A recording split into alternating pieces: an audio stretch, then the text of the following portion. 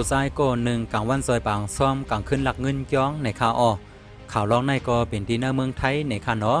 หมุนเจ้าป้านเปิกย้องในรัฐในผู้สื่อข่าวเขาว่าเมื่อวันที่18เดือนที่7ปี2023ข้าวยาม3 โมงกลางในป่วนมานั่น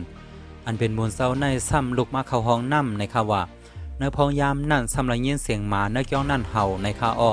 เผื่อว่าหมุนเจ้านั่นไปมาด้วยในซ้ำไรหันส่วนโกนในมันไปเข้ากว่าเนื้อศาลาซุ้งซ้อมเสและยินเสียงหลังโคกในข่าวว่าอันเป็นมูลเซานั่นก็ไปมาแปบอยู่ที่เสาเกี้ยวนั่นสีเกี้ยวด้วยมันในข่าวเพราะว่ามูลเซานั่นฮู้ว่ามันมาลักยาเอาเงินอันเปิ้นมาหลูไหนมูลเซานั่นก็ห้องเจ้าสางเนื้อเกี้ยวนั่นสีมั่งยอบเอามันไว้ในข่าวมูลเซาเขาเอาสายไพ่มามัดตีนมัดมือมันไว้เหมือนซึ่งหนังอันกูก็หันอยู่ในเอาค่ะวายสีมันถูกติ๊กยอบไล่ในมันก็ย่อมหาบตีนั่นขนาดเนาะว่ามันมาลักเงินตีในข่าว